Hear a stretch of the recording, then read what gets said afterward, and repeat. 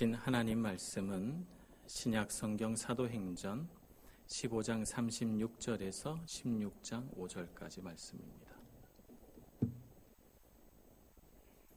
신약 성경 215조 사도행전 15장 36절에서 16장 5절까지 봉독하겠습니다.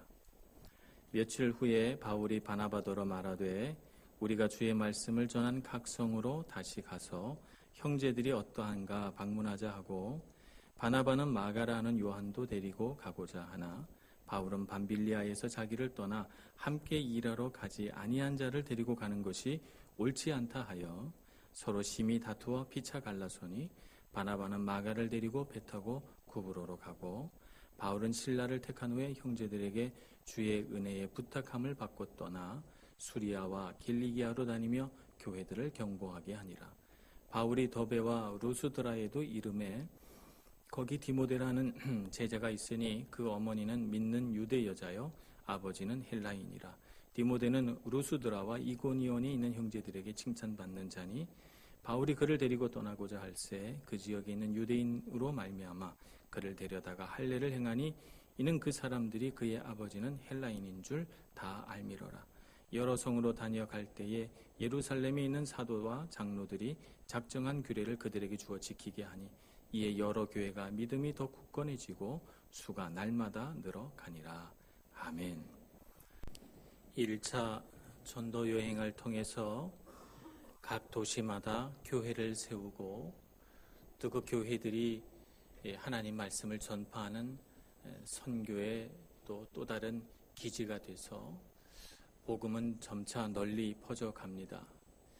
이 할례 문제 때문에 예루살렘 사도회의를 하고 난 뒤에 모든 일이 다 평안해지자 바울은 바나바에게 1차 전도여행 때 세운 도시들을 다시 한번 돌아보자고 제안을 합니다. 교회들을 든든히 세우고 또 믿음으로 그들을 격려하고 위로해서 하나님의 말씀이 더 왕성하게 퍼져나가도록 하자는 그런 말이죠. 2차 전도 여행의 시작을 알리는 말씀입니다. 그런데 바로 이 2차 전도 여행이 시작하는 이 순간에 문제가 생깁니다. 바로 요한이라고 불리는 이 마가를 데리고 갈 것이냐 말 것이냐를 놓고 이 바나바와 바울이 충돌하게 되는 것이죠. 바나바는 데리고 가자 이렇게 말하고 바울은 전도 여행 도중에 우리를 떠난 사람을 또 데리고 갈 수는 없다 이렇게 말하면서 둘이서 심히 다투게 됩니다. 그래서 각자 자기가 원하는 대로 가자. 그래서 바나바는 마가를 데리고 구브로로 가고 키프로스 섬으로 가고 또 바울은 실라를 택해서 실라를 데리고 육지로 해서 쭉 위로 수리아로 또 길리기아로 이렇게 소아시아 지역으로 올라가게 됩니다. 자, 그렇다면 오늘 이 두 사람의 갈등의 원인이 된 마가라고 하는 사람이 어떤 사람이냐 좀 알아볼 필요가 있죠. 성경에는 이 마가라고 하는 사람이 한 번도 주인공으로 등장해 본 일이 없어요. 항상 조력자로만 등장합니다만 그러나 우리는 복음서 중에 가장 먼저 쓰여진 복음서가 그의 이름으로 되어 있다는 것을 알고 있어요. 마가복음이 바로 가장 먼저 쓰여진 복음서죠. 또 우리가 마가라는 이름을 가장 많이 들었던 것은 아마 성령 강림 사건이 일어난 장소가 마가의 다락방이다 이렇게 우리가 알고 있으니까 마가라고 하는 사람이 그때 복음이 막 퍼져나갈 때 되게 중요한 역할을 했구나 하는 것 정도는 우리가 알고 있죠. 마가는 성경에서 대략 한 세 사람과 중요한 관계를 맺습니다. 첫째는 바나바와 관계를 맺죠. 마가는 바나바의 조카입니다. 1차 전도여행 때 동행했고 또 바나바가 2차 전도여행을 갈 때 마가를 또 데리고 갔습니다. 그러나 좀 더 마가가 중요하게 언급되는 곳은 베드로와 함께 있을 때입니다. 마가는 베드로의 제자다 이렇게 말해지죠. 그러면서 동시에 베드로가 가는 곳마다 그를 수행하는 수행비서이자 또 베드로의 통역자라고 그렇게 말해지고 있습니다. 베드로전서 5장 13절에서는 마가를 향하여 베드로 사도가 뭐라고 부르는가 하면 내 아들 마가가 이렇게 부릅니다. 그러니까 마가를 자기 아들처럼 생각한다는 것이죠. 진짜 아들이 아니고 영적인 아들로 생각한다는 거예요. 마가와 얼마나 친밀한 관계에 있었는가 하는 것을 사도행전의 한 부분이 보여주는데, 베드로가 감옥에 갇혀 있을 때 천사가 와서 옥문을 열어주고 베드로가 나오게끔 해주잖아요. 그래서 베드로가 감옥에서 나와가지고 제일 먼저 간 곳이 어디냐 하면 마가의 어머니 마리아의 집으로 그가 제일 먼저 달려갔습니다. 아마 마가가 나이가 어린 것 같은데 이 어머니 마리아와 같이 살았겠죠. 마가의 집으로 간 것입니다. 그만큼 친밀한 관계에 있었습니다. 추후 50년대 초반 클라우디오 황제 때, 클라우디오 황제가 54년에 죽었으니까 아마 그 이전이 되겠죠. 클라우디오 황제 때 마가는 베드로를 수행해서 로마에 도착합니다. 로마에서 많은 그리스도인들이 베드로에게 말씀을 전해달라 했을 때 베드로가 그곳에서 복음을 왕성하게 전파합니다. 그 모든 베드로의 활동에서 통역자 역할을 한 사람이 마가예요. 근데 로마 사람들이 이 베드로의 말을 듣고 한 번으로는 만족하지 않는 거예요. 또 듣고 싶고 또 듣고 싶은데 베드로가 계속 있을 수는 없잖아요. 그래서 마가에게 요청합니다. 베드로의 모든 말을, 이 복음을 글로 기록하여 우리에게 달라. 우리가 이 귀한 말씀을 날마다 읽고 묵상하고 싶다. 그래서 마가가 그들의 요청을 받아들여서 글로 쓴 것이 마가복음입니다. 그러니까 마가복음은 추후 적어도 54년경에는 만들어진 셈이죠. 굉장히 오래된 복음서입니다. 바울과 관계에서도 마가는 여러 군데서 나타납니다. 골로새서, 빌레몬서에서 사도 바울은 마가가 자신과 함께 있다고 말합니다. 그의 동역자 4사람 정도를 언급하는데요. 아리스다고라고 하는 사람, 또 실루아노라, 오늘 신라라고 표현된 실루아노라는 사람, 그리고 마가와 데마 이렇게 언급합니다. 이 4사람이 나와 함께 있어 골로새에 있는 교회에 인사 문안하노라, 또 빌레몬에게 인사하노라, 이렇게 성경에 적혀 있으니까 마가가 사도 바울과 함께 있는 것이죠. 골로새서와 빌레몬서를 어디서 썼는가 하면 로마에 사로잡혀 가서 로마 감옥에서 썼거든요. 그러니까 마가는 어디에 있는가 하면 로마에 있는 것입니다. 사도 바울이 로마 감옥에 갇혀 있을 때 그를 돌보고 그의 의복을 갖다다 주고 그가 불편하지 않게끔 해주고 병들면 약을 갖다 주고 이런 일들을 다 마가가 했어요. 그래서 바울은 마가를 향하여 나의 동력자다 이렇게 부릅니다. 디모데후서 4장 11절에 보면 그가 나의 일에 유익하니 네가 올 때 마가를 데리고 오라 이렇게 요청을 하죠. 이렇게 베드로와 바울과 또 바나바와 같이 사역하면서 우리 복음이 전파되는 데 있어서 굉장히 중요한 역할을 했던 마가가 이런 신실한 사람이 왜 전도 여행을 중도 하차했을까요? 궁금한 부분입니다. 아마도 그때는 마가가 아직 신앙이 자라지 못했고 미숙해서 전도 여행에서 겪게 되는 그 육체적인 고통, 정신적인 어떤 괴로움 이런 것들을 감당하기가 어렵지 않았을까 생각을 해봅니다. 배가 고프고 또 추위와 더위에 고생을 하고 또 때로는 정말 걸음을 하루 종일 걸어가야 발이 부르틀 정도로 걸음을 걸어야 하고 사람들에게 박해를 받고 쫓겨나기도 하는 이런 일들을 겪으면서 마가는 너무 힘들었던 거예요. 그래서 못하겠다 생각하고 돌아온 것으로 보입니다. 아직 영적으로 훈련되지 못했던 마가의 어린 믿음 때문에 이런 일들이 벌어진 것이죠.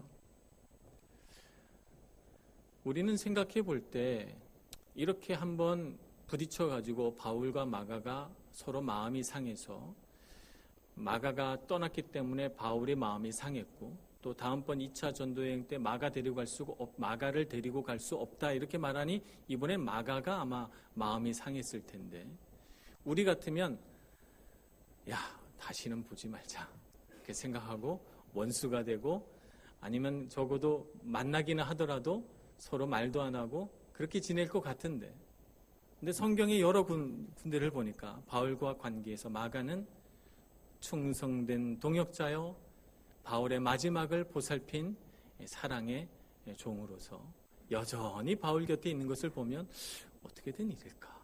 두 사람이 화해를 했나 보구나 하는 생각을 하게 됩니다.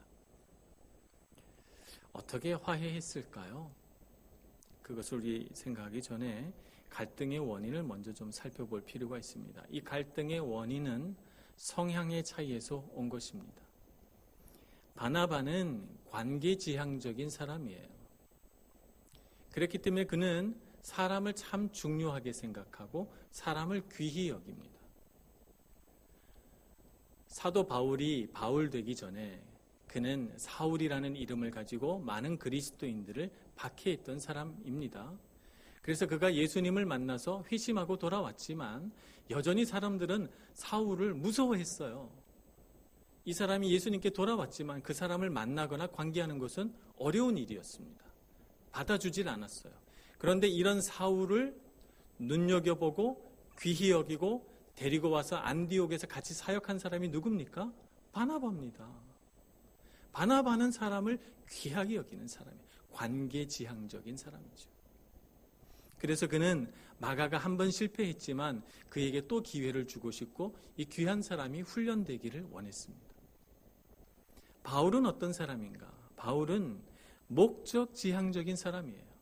이 사람에게는 사명이 중요합니다.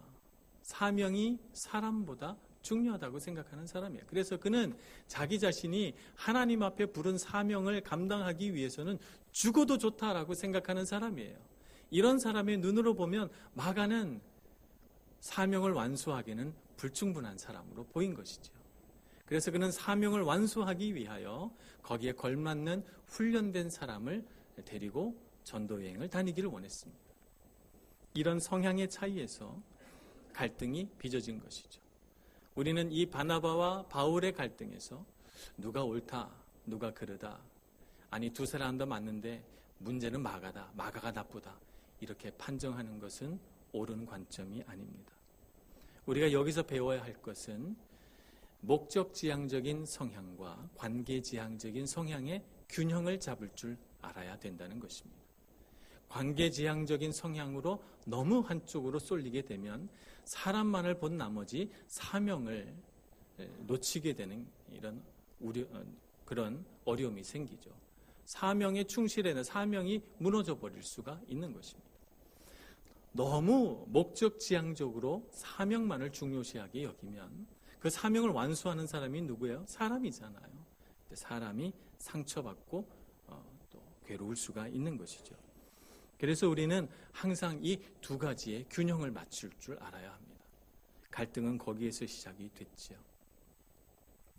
마가는 이런 성향이 다른 두 사람 아래에서 아마 잘 배우고 성장해 나갔을 것입니다. 그는 아마 이후에 베드로 사도를 모시면서 믿음이 많이 성장하고 그리고 나서 자신이 미숙하게 반응했던 1차 전도 여행에 대하여 아마 회개하는 마음을 가졌을 거예요.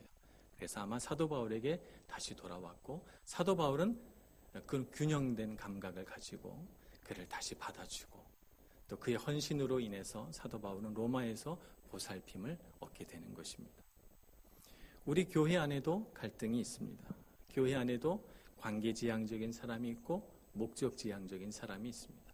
관계지향적인 사람은 일이 좀 천천히 가더라도 일이 잘 안 되더라도 사람이 귀하다고 생각하고 목적지향적인 사람은 어떻게 하든지 사람들을 훈련시켜서 이루고자 하는 하나님의 뜻을 이루기를 원해서 앞으로 달려갑니다. 이런 과정에서 오해가 빚어지죠.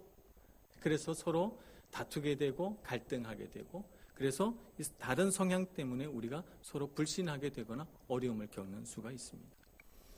그런데 오늘날 우리 교회 안의 문제는 조금 더 복잡합니다. 이런 성향적인 차이로 인한 갈등 외에도 우리 교회 안에는 여전히 죄의 문제가 있어서 이 죄로 인하여 갈등하고 다툽니다. 바울과 바나바와 마가 이 세 사람은 다 좋은 사람들입니다. 바나바는 참 헌신된 사람이고 바울은 정말 복음 전도를 위하여 자기 생명과 자기 삶을 다 내놓은 사람이고, 마가는 복음서를 쓸 정도로 복음에 충실하고 자기 인생을 바친 이런 귀한 사람들입니다. 바나바와 바울과 마가 같은 이렇게 훌륭하고 신앙 인격이 잘 갖추어진 사람들이 모이면 갈등이 일어나지 말아야 되잖아요.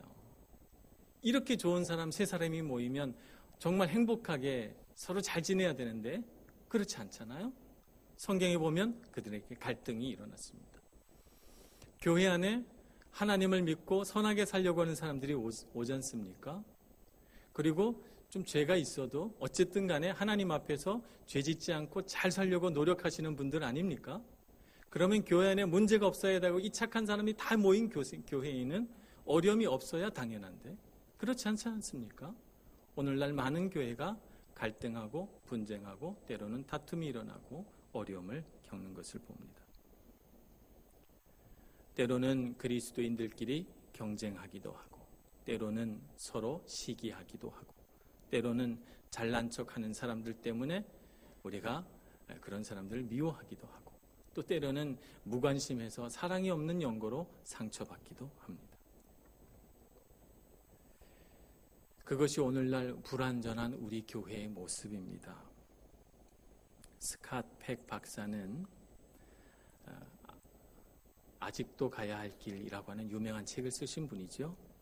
그분은 알코올 중독자 치료 모임에서 이 알코올 중독자들이 서로 이렇게 모여서 이제 대화하거든요. 둥그렇게 의자 둥그렇게 모아놓고 서로 바라보면서 이렇게 대화하면서 이제 서로 알코올 중독을 치료해 주는데요. 이 알코올 중독자 치료 모임에서 서로를 바라보면서 하는 치유의 인사가 있다고 그래요. 그 인사를 소개하는 것을 제가 본 적이 있습니다. 나도 괜찮지 않고 너도 괜찮지 않고 하지만 우리는 괜찮아 라고 하는 것입니다. 이 말은 뭐냐면 나도 문제가 많고 너도 문제가 많고 하지만 괜찮아. 우리는 문제를 이겨낼 수 있어.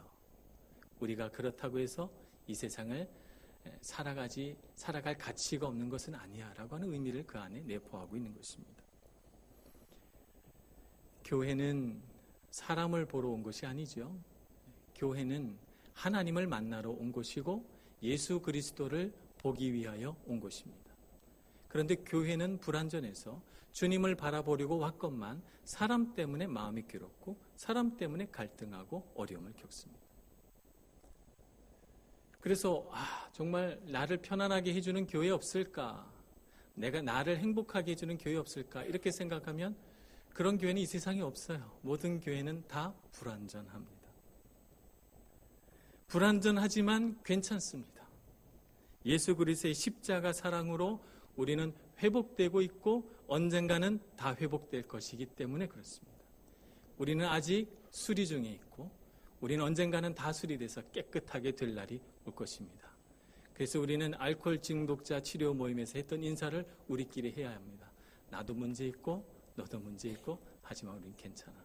나도 괜찮지 않고 너도 괜찮지 않지만 우리는 괜찮아 라고 위로하면서 서로의 잘못을 용서해주고 서로 화해하고 우리가 서로 다른 것을 용납해주고 인정하고 존중할 때 우리 교회가 하나님의 교회로 바로 서게 될 줄로 믿습니다. 마가와 바나바와 바울은 그런 하나님의 놀라운 치유와 화해의 역사를 경험한 사람들입니다. 오늘 우리도 그렇게 되기를 소망합니다. 두 번째 파트 16장 1절부터 5절에서는 디모데라고 하는 사람을 소개합니다. 디모데는 어떤 사람인가요? 디모데는 루스드라라고 하는 곳에서 태어난 사람입니다. 여러분 기억하십니까? 1차 전도 여행 때 사도 바울이 바나바와 함께 루스드라에 갔습니다. 그곳에서 재미난 일이 벌어졌죠. 그곳에서 한 병자를 고쳐주는데 사람들이 그걸 보고 깜짝 놀라서 바나바를 향해서는 제우스 신이라고 하고 바울을 향해서는 헤르메스 신이라고 하면서 이 두 사람 앞에서 제사를 드리려고 했어요. 그래서 옷을 찢고 그들 가운데 달려들어가 사도 바울이 그렇게 하지 말라고 참으로 영광 받으실 분은 주님이시라고 그렇게 말하면서 그들을 뜯어 만류하고 복음을 다시 한번 그들에게 전파합니다. 그런데 그 다음 순간 이고니온과 그 다른 여러 도시에서 온 유대인들이 사도 바울을 붙들어 가지고 돌로 매우 치고 그리고 사도 바울이 죽은 줄 알고 성 밖에 내다 버립니다. 그런 일들이 벌어졌던 곳이 루스드라예요. 저 같으면 무서워서 안 가고 싶을 것 같은데 사도 바울은 그곳에 다시 갑니다. 그곳에 다시 가서 한 사람을 주목해 보게 되는데 이 청년의 이름은 디모데라고 하는 사람이었습니다. 아버지는 헬라인이었고 어머니는 유대인이었으니까 아마도 이 디모데라는 청년은 혼혈인인 것이죠. 그는 바울의 동역자가 되어서 제2차 전도 여행 때 같이 동행합니다. 그래서 마케도니아로 건너가서 쭉 해서 아테네에 이르기까지 복음을 전파하죠.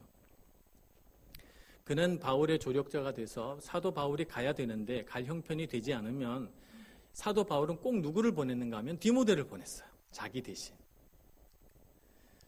또 그 디모데가 나이 들어서는 에베소에서 목회를 하게 되는데 상당한 기간 에베소에 머물면서 에베소 교회를 아주 잘 목회합니다. 그는 그곳에서 복음을 전하다가 감옥에 가기도 하지요. 사도 바울은 디모데에게 편지하면서 디모데를 향해 뭐라고 부르는가 하면 내 사랑하는 아들 디모데야 이렇게 부릅니다. 얼마나 깊은 사랑이 거기에 담겨 있는지 우리 이해할 수가 있죠. 이 청년은 아주 어려서부터 할머니와 어머니로부터 성경을 열심히 배워서 어려서부터 복음을 알고 복음 안에서 자라난 그런 청년입니다. 근데 이 청년을 왜 제가 이렇게 길게 설명을 하는가? 선교지 루스드라에서 생겨난 최초의 선교사기 때문에 그렇습니다. 바울의 입장에서 보면 루스드라는 선교지잖아요. 그 선교지는 선교를 받아서 하나님 말씀으로 살아가야 하는 그런 곳인데 그 선교지에서 선교사가 태어난 것이죠. 선교지에서 선교사를 택한 것이죠. 그래서 그를 데리고 선교합니다. 오늘날 우리 교회의 사명을 뭐라고 하는가 하면 선교다 이렇게 말합니다. 그래서 교회를 sending church, 보내는 교회다 이렇게 말합니다. 우리 교회는 세상을 향해 복음을 전파해야 할 사명을 갖고 있습니다. 그래서 우리는 복음을 전파하기 위하여 선교사들을 보내죠. 우리 교회도 우리가 직접 파송한 선교사는 아직 없지만 8명의 선교사님들과 또 선교단체 한 곳을 후원하고 있습니다. 또 동시에 우리 교회는 매우 특별하게도 우리 교회에 있다가 많은 사람들을 파송하여 보냅니다. 해마다 한 50명에서 100명가량 되는 분들을 우리는 한국으로 혹은 또 다른 나라로 파송합니다. 우리 교회에서 신앙생활 열심히 하다가 그들은 또 다른 곳에 가서 주님께서 부르신 사명을 따라 가죠. 우리는 이태리 땅에 세워진 한인교회입니다. 이태리 분들에겐 좀 죄송한 말씀입니다만 우리 한국인들의 입장에서 보면 이태리는 선교지입니다. 옛날 로마도 사실은 선교지였죠. 그러나 또 복음이 전파될 때는 이태리가 아마 한국을 선교지로 생각했을 것입니다. 그러나 한국 사람들의 입장에서 보면 또 이태리는 다시 재복음화해야 할 선교지인 것입니다. 이태리 땅만 보는 것이 아니라 오늘 우리는 남유럽의 위치에서 동유럽과 중동과 아프리카를 바라보면서 하나님 말씀을 선포할 그런 책임을 갖고 있습니다. 선교지에 세워진 교회에서 디모데와 같은 선교사가 나와야 되지 않겠습니까? 이 땅에서 하나님 말씀을 전파하는 사람이 태어나야 되지 않겠습니까? 디모데와 같이 어려서부터 잘 훈련된 사람. 우리 교회는 특별하게도 한국 사람과 이태리 사람이 섞여진 혼연인들도 많이 있습니다. 이 귀한 사람들이 하나님 안에서 잘 양육받아서 또 다른 선교지를 향하여 하나님 말씀 들고 나아가는 선교사가 길러져야 될 것입니다. 또 다른 한편에서 보면 우리 교회는 보냄받은 사람들로 채워진 교회입니다. 많은 사람들이 오잖아요. 어떤 사람들은 이곳에 살러 오기도 하지만 어떤 사람들은 공부하는 기간 동안 또 이곳에서 일하는 기간 동안 짧게는 2년, 3년에서 길게는 5년, 6년까지 기간을 정해놓고 우리 교회로 옵니다. 이 땅으로 옵니다. 그들은 한국에서 이곳으로 보내진 선교사들입니다. 이 땅에 하나님께서 하나님 말씀을 전하고 하나님 말씀대로 살아서 많은 사람들을 하나님의 뜻대로 감동을 주라고 보내진 사람들 아닙니까? 그래서 우리 교회는 샌딩 처치, 보내는 교회이기도 하지만 받은 자들이 모여진 교회라고 할 수도 있어요. 빙 센트 처치라고 말할 수가 있는 것이죠. 보냄받은 사람들로 채워진 교회. 그래서 하나님께 부름받은 우리들이 모여서 어떻게 하면 하나님 말씀을 잘 전할 수 있을까라고 하는 것을 날마다 생각하는 교회가 되어야 할 줄로 믿습니다. 많은 이들이 제가 안타깝게 생각하는 것은 교회에 와서 이 교회는 나에게 뭘 해줄 수 있을까? 이런 것들을 생각 많이 해요. 그래서 재미난 에피소드들이 많이 있습니다. 목사님 이사하는데 차 필요합니다. 집 구하는데 집 좀 구해주세요. 이런 것들을 한국에서도 저한테 연락하시는 분들이 있어요. 교회를 자기를 도울 수 있는 도구로 이용하시는 분들이 종종 있는 것 같아요. 그러나 교회를 그렇게 생각하면 안 됩니다. 우리는 이 교회에 왜 왔습니까? 하나님께 부르심 받아서 이 교회에 온 거예요. 이 교회에 온 목적은 복음을 전파하고 하나님의 뜻대로 이 세상을 살아서 하나님의 뜻을 내 발길 닿는 곳마다 전파하라고 우리가 보냄받은 거죠. 보냄받은 거죠. 우리가 이 목적을 잊어서는 안 될 것입니다. 루스드라로 가서 사도 바울은 선교지에서 귀한 일꾼 하나를 발견하고 이 보배와 같은 일꾼을 데리고 다시 선교 사역을 나가기 시작합니다. 그래서 그는 그 발길 닿는 곳마다 하나님 말씀을 전파하면서 그 선교지에서 또 무수한 일꾼들을 길러내고 그 길러낸 일꾼들을 또 파송을 하면서 오늘날 전 세계의 복음이 전파되었던 것입니다. 오늘 주님께서 우리를 그런 귀한 일꾼들로 부르신 줄로 믿습니다. 우리가 이 오늘 두 가지 사건, 마가로 인한 갈등과 디모데를 불러 훈련시켜서 선교사로 파송한 이 두 가지 사건을 보면서 참 하나님의 놀라운 일들을 우리가 경험하게 됩니다. 이 귀한 사람들이 갈등을 겪기도 하고 때로는 새로운 사람을 세워 사용하기도 하면서 그들이 이렇게 하나님의 뜻대로 모든 일들을 다 잘 감당할 수 있게 된 것은 그들이 사람을 보지 않고 예수님을 봤기 때문에 그렇습니다.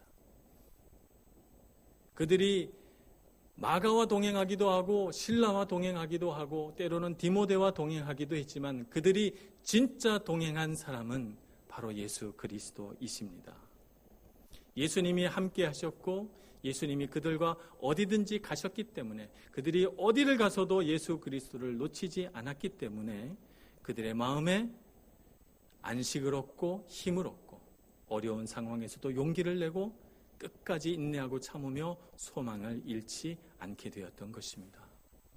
오늘 우리도 이 땅을 살아갈 때 많은 어려움을 겪습니다. 이 땅에서 우리가 물질적인 어려움을 겪기도 하고 때로는 언어가 통하지 않아서 겪는 어려움도 있고 때로는 우리 마음속에 수많은 갈등들이 일어나서 정말 낙심이 될 때가 있습니다. 그럴 때마다 우리도 바울과 같이 바나바와 같이 디모데와 같이 주님과 동행하면서 끝까지 주님 주신 사명 완수하는 저희들 모두가 다 되기를 간절히 소원합니다. 기도하겠습니다. 자비로우신 하나님, 주님 크신 은혜를 찬송합니다.